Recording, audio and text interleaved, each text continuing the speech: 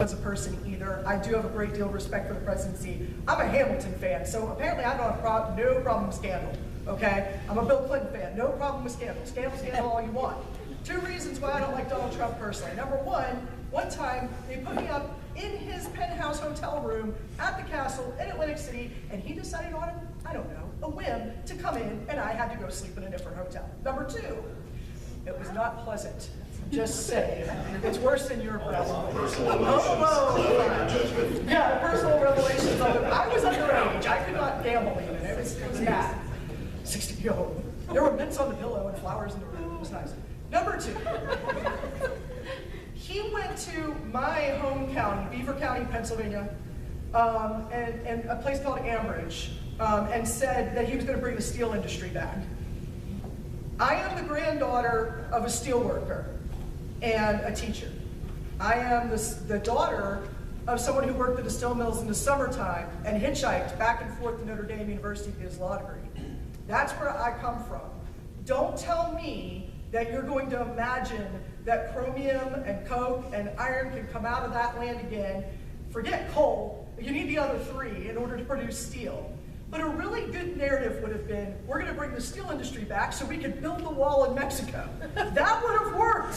But instead, he just went the wrong way, okay? So I don't know who his advisors are, but it's not working. Number 3, another reason why this election is really unique. He listens to absolutely nobody. And when I say that, I don't mean just his constituents. I mean his advisors. If he doesn't like what they say, they just get fired. And the problem is that his advisors know that the constituency is unhappy. And you don't remember watching a president get impeached, but I do, and it wasn't Nixon, okay? When the people of America say, I don't want this president anymore, that can get heard loud and clear. And maybe we won't fire them, or maybe we will.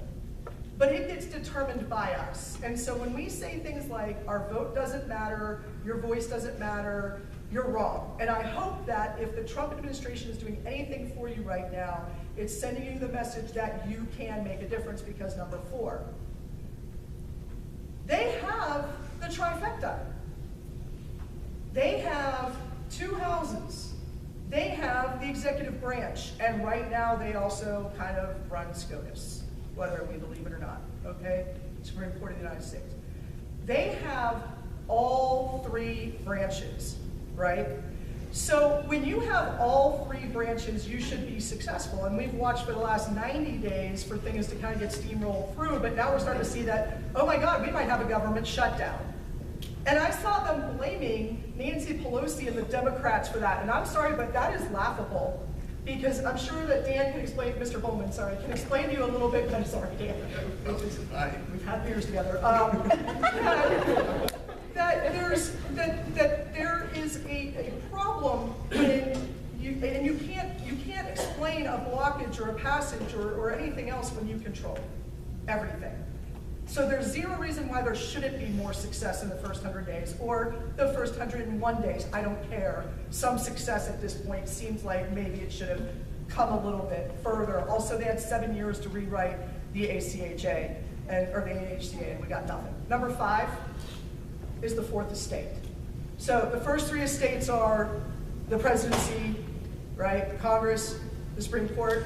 The 4th estate is journalism, right? It's the journalists. And you guys are like, oh dear God, journalism is terrible. Listen, there is a difference. And by the way, I was in college with the invention of the internet, so I was there for that, okay? I'm old enough for that. I still was doing newspaper stuff and splicing tape together, right? Stuff you guys don't understand and you're staring at me blankly. Listen, journalism actually is called the 4th estate because it's supposed to watchdog the other 3. Journalists are supposed to be the people who help us understand what's going on in our government. At the minute where your president decides to delegitimize the 4th estate is the moment when you no longer have any ability to check your government. And right now, what you are watching, correct me if I'm wrong, what you are watching is the journalists get attacked. Your fake news has suddenly become the best criticism in my household. My son is 15. He says to me all the time, Mom, you're fake news, whenever he disagrees with me. He knows it's like the biggest install possible, I guess, and he's 15, he can't swear at me.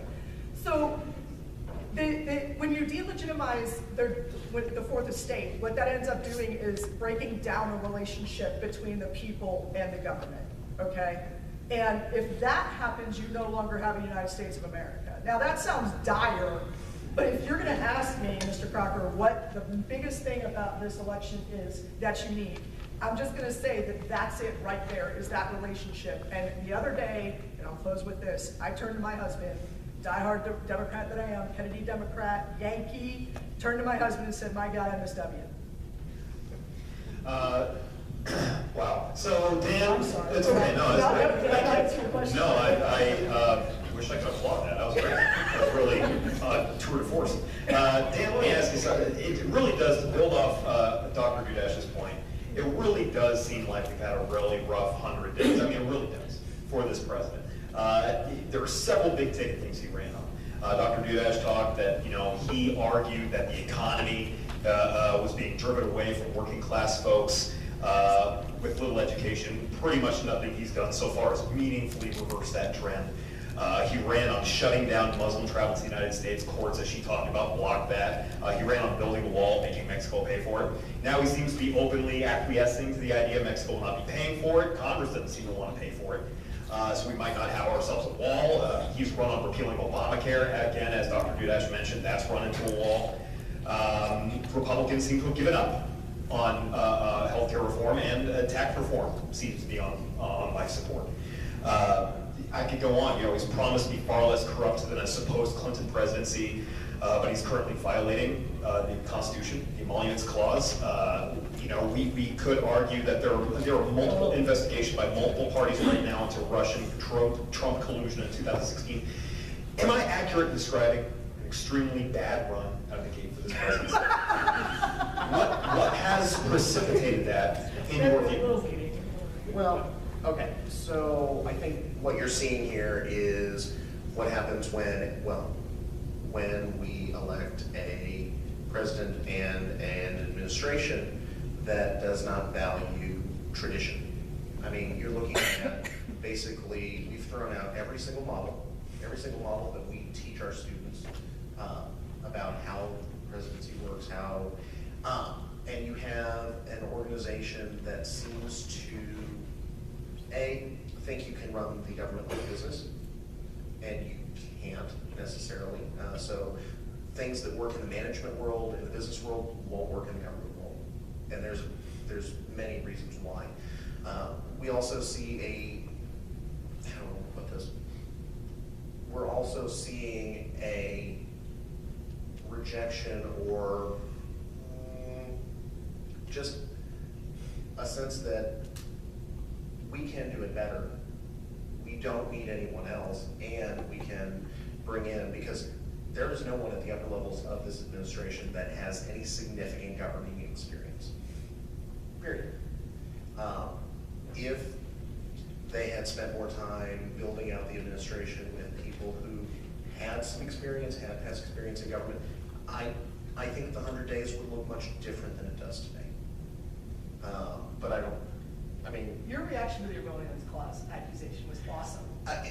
only because it hasn't been litigated yet, and so I am. Do you want to throw out, what is the Emoluments Clause? You want to throw that out? Basically that any conflict of interest that no one can, any government official cannot take a title, payments, gift from any foreign government, although they can take some gifts with permission, specific permission, which is why, for example, presidents have been able to receive gifts from foreign dignitaries. A gold golf club, for example, is one thing, but let's say rights to oil in the Mideast, probably not a good thing. Yeah. Trademark. Yes, a trademark from China. But since that one hasn't been litigated yet, I'm not necessarily sure I want to say that they've broken it. It looks like it's on like the Emoluments Clause is on life support, but it also is something that has not been litigated throughout our history, so I don't know if we really can say whether it has been broken or not, because the Supreme Court has not said. I think that's really important what you're pointing out. And here's the thing, the Emoluments Clause came out of the Federalist Papers, if I have my history correct. The Federalist Papers were written by John Jay, who was never president, Alexander Hamilton, who was never president, as you all probably know and are singing right now, and finally James Madison, and James Madison obviously did become president at some point. What was really interesting is if you go back and read the Federalist Papers, how many of you have read them? Okay, so it's been a while for me, but if you've read them, you know that that's where a lot of this is coming from. I mean, that the Constitution is sort of vetted out in the defense through those essays. And Hamilton was extremely clear that no gift of any kind of significance was to be exchanged between a president of the United States of America. And the reason for this goes back to kings and queens who would give gifts in exchange for help during wartime or something that, for example, we helped France. Well, France helped us, right? So it was a tit for tat sort of situation. But that was not done at the level of the presidency, obviously. So I believe that what Dan's saying is important in that the Emoluments Clause has not been tested because no one's been accused of it yet. And so there is a sixth reason why this might be a unique situation. Although it actually, and can everyone hear me? Okay, it is actually, it has been at least partially tested because some claim quite, and I've seen convincingly in certain respects, that possibly Obama's acceptance of the Nobel Prize actually could have theoretically been breaking the Emoluments Clause. Although if I remember correctly, he did get permission from Congress to accept, Yes, so correct. that would mute some It of wasn't that. considered a foreign dignitary. It was considered a more universal. Right. Yeah. Let me build on something Dana just said, Nora. He made a great point in mentioning the fact that this current president, and really his entire administration, has as little government experience as we've ever seen from a presidency. Now, that was part of his appeal. Part of his appeal was we have a public sector that is run by public employees who know nothing of competition, know nothing of the potential consequences of, being fired and being, going out of business and such, and that therefore government had gotten fat, lazy, and stupid. He would argue himself that he's the master of the private sector or a master of the private sector, and yet, like I said, we have seen a lot of stalling in his agenda. Why has that private sector mastery, or at least alleged mastery, not carried over in your estimation? They're not necessarily transferable skills, and running a business and running a government are just not analogies that work. When people say universities need to be run like businesses, like Bass Pro, because can you look up and see how much people are paid at Bass Pro? No, you can't. It's a privately held institution. It's a privately held organization, and there are specific legal reasons that we have these different structures. At Missouri State, you can see how much people get paid. That is a public entity. They run in different ways, and that's going to influence the governing of both of those kinds of entities for a host of different reasons. Generally speaking, unfortunately, people in the U.S. don't necessarily have the most solid grasp on what governance looks like, and they sometimes think they know what good governance might look like, but we sure don't have it now. Well, who's your state representative? Yeah, I don't know. Who represents you on the city council? Not really, no, not sure. Who's your state senator? I've asked high-achieving groups of students. I've started at the top. Everyone knows who the president is. Maybe they know the vice president. Maybe they can name one senator from Missouri. There's a really rapid drop-off after that, unfortunately. So if we don't have that basic vocabulary of who our representatives are in this republic, then I don't think you can make an educated choice in terms of comparing candidates in a very realistic way. If you don't understand how government works, you don't understand that government and business are not analogous. GE does not need a defense department. GE, though it provides health care for many thousands of people, I assume, is not under the same constraints as the federal government, Social Security system, the SSDI system, these various other systems that we have an expectation will be there. And then I would say too, finally, that people who do this kind of governance, people who are active in public policy, have done some of this to themselves because they let people perpetuate this myth that we are all self-made, no one helped me get here. Really? Because I have a fancy computer right here with much more power than the first rocket that went to the moon. Thank you, DARPA. We rode on paved streets getting here. Thank you, In a hybrid Public vehicle. Works, in a hybrid vehicle. You use Google today, probably, I know I did. That was originally a federal grant that Sergey Brin, I mean, this goes back. We all benefit tremendously every day. Now, not where I went to kindergarten in Flint, Michigan, can you turn the tap on and get clean water. But most of us get to do that, and that is all governance. And when we don't have that connection, then we make these kinds of choices. I think that we start saying that business and government are analogous. They're not. But people who do this work need to do a better job of telling us what they do. And businesses are out for the CEO. Governments are supposed to, and the shareholder, governments are supposed to be servants. We're supposed to be public servants when we involve ourselves in government. That's a huge difference. Yeah, in government, can you guys hear me? Do I need this mic? Okay. So corporations are chartered with a specific goal to make a profit, and there are adverse negative consequences to those in the corporate world who don't make profit. Business is not in, or government is not in the business of making profit. Business, as a matter of fact, does a lot of things at a loss, and I would just remind you of the Federal Deposit Insurance Corporation. If you presented that as a business model to somebody that says, hey, would you like to go into business and insure all the bank accounts that go out of business? Nobody would do that because it's a loser, but it shored up our financial situation. If you hadn't had it in 2009. Yeah, we would we'd be a mess. The post office, I mean, we always make fun about how that, is a money loser, but think of the valuable service, that does. So, so this analogy about business and the government being the same thing and that those skills can translate, I don't think is necessarily correct because again, I don't want to see private for-profit business. Well, and the last time I checked, I mean, we're headed towards a government shutdown. No, we survived this in 2013. I'm not worried about it necessarily. But why is a CEO, Donald Trump, Mr. I don't ever declare bankruptcy, although I did it 8 times. Why are we headed towards a government shutdown? They're in charge of it. This party's in charge of everything. It's unbelievable.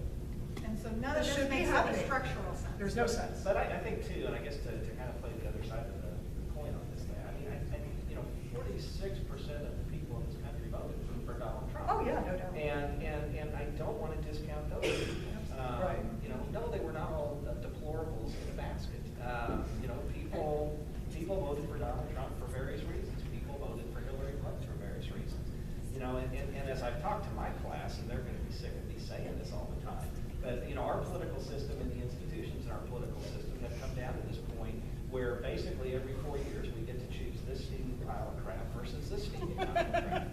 And until we start making, I'm tired, quite frankly, of going to the polls every 4 years and holding my nose, voting for somebody because they're not as odious as somebody else.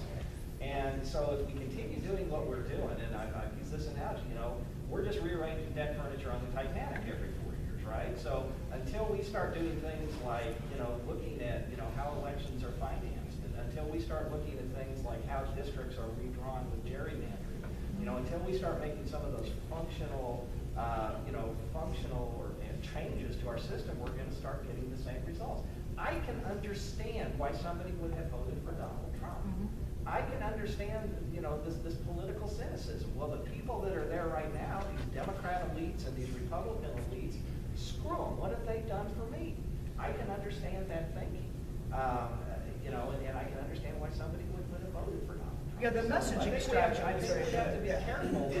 Isn't there, I've heard this a few times myself, and isn't there some sort of the elites in the Democratic Party have done what Democrat rank and file folks want under the Obama administration, and that's you know, expand healthcare access, pass a bunch of, well, not pass, but sign a bunch of executive orders regulating environmental, you know, stuff.